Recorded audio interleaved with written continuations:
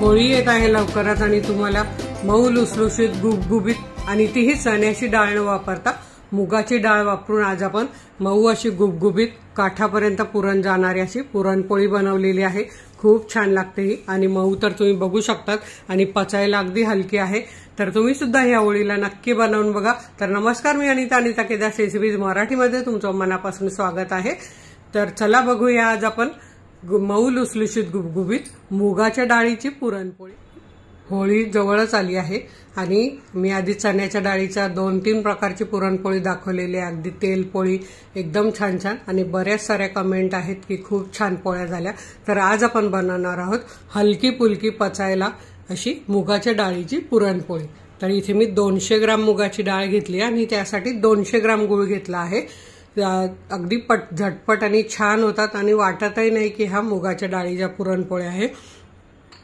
त्यासाठी 2 चिमूट काळी मिरीची पावडर घेतलेली आहे, हळद लागणार आहे आपल्याला थोडीशी आणि सुंठ पावडर एक 4 चिमूट म्हणजे एक पाव चमचा घेतलेली आहे।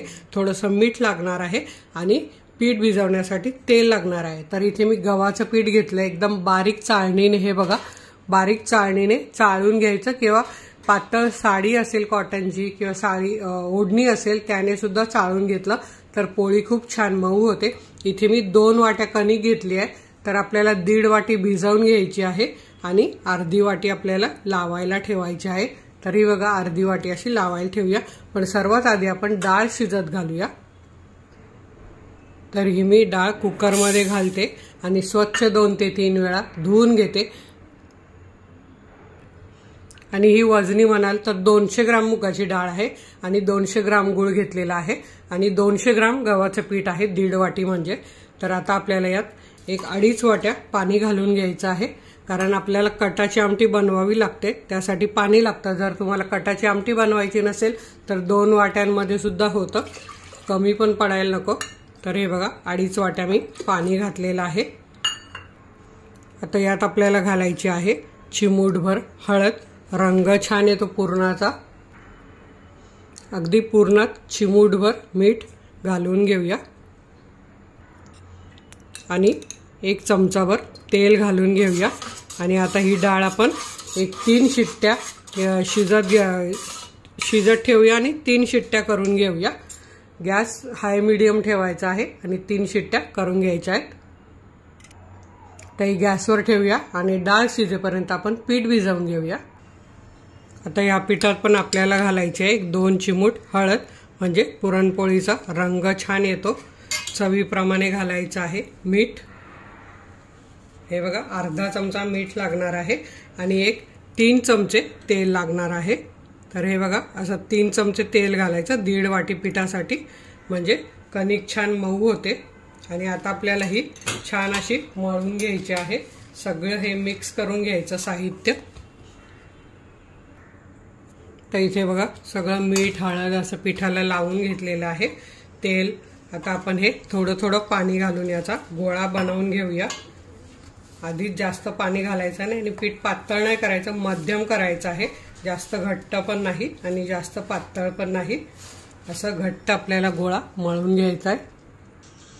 इथे आपली कणिक भिजवून झाली आहे, याला वरून थोडंसं तेल लावूया आणि हे असं झाकून ठेवूया।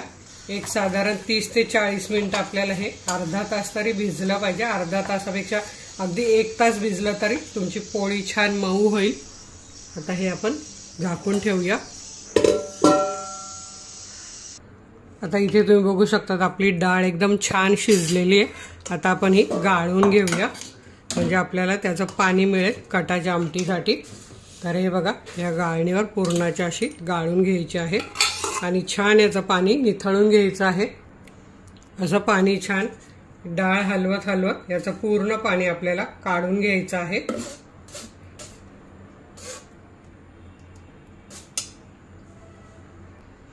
आता इथे बघा आपलं पाणी छान निथळलेलं आहे। आता आपण हे एका भांड्यात घेऊया। आता आपण हे भांडं गॅसवर ठेवलेलं आहे, हा गूळ यात घालून घ्यायचा आहे। हे बघा मी आधी चिरून घेतलेला आणि आता हे आपल्याला मिक्स करून पूर्णपणे छान एक 5 ते 7 मिनिटं लागतील। जाड बुडाचं भांडं घ्यायचं। आता हे माझं स्टीलचं भांडं आहे जाड बुडाचं, तर आता हे मी पूर्णपणे शिजवून घेते। आता इथे तुम्ही बघू शकता आपलं पुरण छान असं झालेलं आहे। हे अजून थंड झाल्यावर घट्ट होईल, तर त्यात आपण घालूया काळी मिरीची पावडर 2 चिमूट, पचनासाठी चांगली असते। सुंठ पावडर 1-3 चिमूट आणि आपल्याला जायफळ किसून घालायचं आहे। 1 पाव चमचा जायफळ किसून घातल्याने सुगंध खूप छान येतो, पण असं फ्रेश घालायचं म्हणजे त्याचा सुगंध तसाच राहतो। हे बघा असं किसून घालायचंय पाव चमचा। आता इथे बघा सगळं मिक्स करून घेतलंय आणि इथे तुम्ही चमचा बघू शकता। आता हे थोडं कमी आहे म्हणून, पण हे बघा चमचा असा उभा राहतो म्हणजे आपलं पुरण परफेक्ट झालेलं आहे। आता आपण हे गाळून घेऊया। तर हे बघा मी खाली भांडं ठेवलंय, वरून ही पुरणाची जाळी ठेवली आहे आणि असं चमचाने पटकन असं मी काढून घेते म्हणजे सगळं पुरण खाली पडेल। इथे तुम्ही बघू शकता आपलं पुरण सगळं गाळून झालेलं आहे आणि किती छान झालेलं आहे, मस्त। हे बघा आता याचा आपल्याला जेवढी मोठी किंवा छोटी पोळी बनवायची तसा याचा गोळा घ्यायचा आहे। हे बघा अगदी छान गोळा होतोय।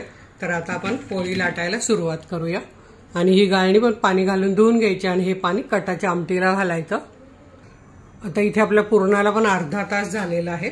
आपण यावर थोडंसं तेल घालूया आणि एखादा मिनिटभर छान असं हे पुरण आपण पुरणाचं पीठ आहे जे गव्हाचं पीठ ते असं मळून घ्यायचं, त्यामुळे पोळी अजिबात फाटत नाही। तर असं 1 मिनिटभर छान मळून घ्यायचं आहे।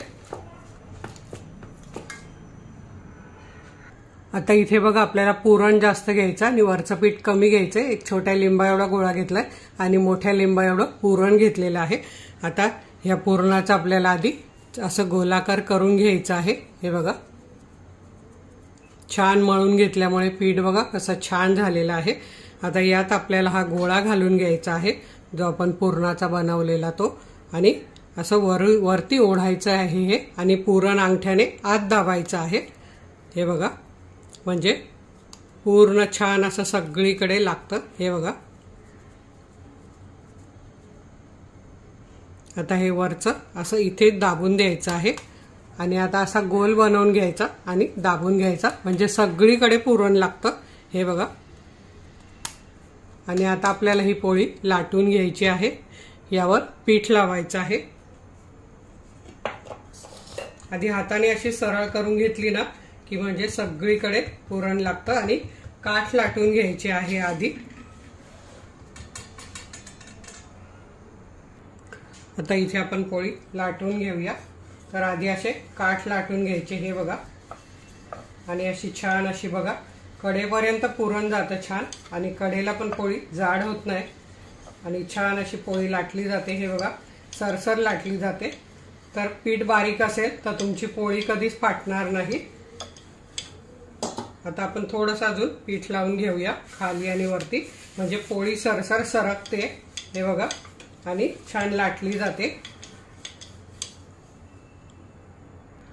आणि इथे तुम्ही बघू शकता आपली किती छान पोळी लाटली गेलेली आहे। अगदी मध्यम अशी, जाड पण नाही आणि जास्त पातळ पण नाही। आता हिला आपण भाजून घेऊया। आता इथे आपला तवा तापलेला आहे, त्यावर ही पोळी घालून घेऊया आणि हाय मीडियम गॅस ठेवायचा, बारीक ठेवायचा नाहीये आणि छान भाजून घ्यायची। तर इथे मी भाजताना साजूक तूप लावत आहे जे माझं घरचंच असतं ते। तर इथे वरती घालून घेते आणि उलटल्यावर त्या साईडने घालते। थोडेसे वर बबल दिसले की आपल्याला पोळी पलटवून घ्यायचे। इथे तुम्ही बघू शकता पोळी आपल्याला आता पलटवून घ्यायची आहे।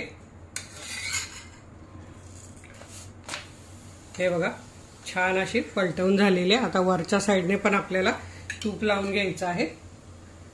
पोळी बघा किती टम्म फुगलेली आहे, जरा पण फाटलेली नाही आणि मऊ लुसलुशीत छान अशी पोळी आपली इथे। हे बघा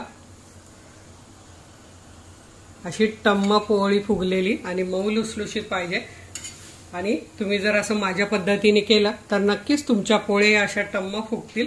हे बघा किती छान पोळी फुगलेली आहे आणि छान अशी ही भाजून घ्यायची आहे दोन्ही साईडने। आता आपण ही पलटी करून घेऊया। दोन्ही साईडने छान अशी खरपूस भाजली गेली पाहिजे। पोळी छान अशी भाजून झालेली आहे। आता आपण हिला काढून घेऊया। हे बघा दोन्ही साईडने छान भाजून झालेली आहे, अगदी मऊ लुसलुशीत गुबगुबीत पोळी आपली इथे तयार झालेली आहे। आता अजून एक पोळी लाटते आणि तुम्हाला दाखवते। सेम त्याच पद्धतीने असा गोळा करून घ्यायचा आणि त्यात आपल्याला पिठापेक्षा जास्त पुरण भरायचं आहे। ही बघा दुसरी पोळी पण मी टाकलेली आहे, त्यावर मी घालून घेते तूप आणि आता ही आपण पलटी करून घेऊया।